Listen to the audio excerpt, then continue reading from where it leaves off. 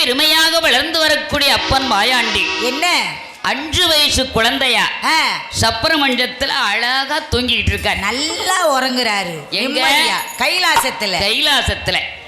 கைலாசத்துல 5 வயசு குழந்தையா சப்பர மஞ்சத்துல அழகா தூங்கிக்கிட்டு இருக்கார். அங்க அப்படி இருக்கும்போது இங்கே பூலோகத்திலே என்னம்மா நடக்கின்றது? தில்லைவனக்காட்டிலே என்ன நடக்கிறது? என்ன நடந்துச்சு? கட்டையில பிணம் இருந்து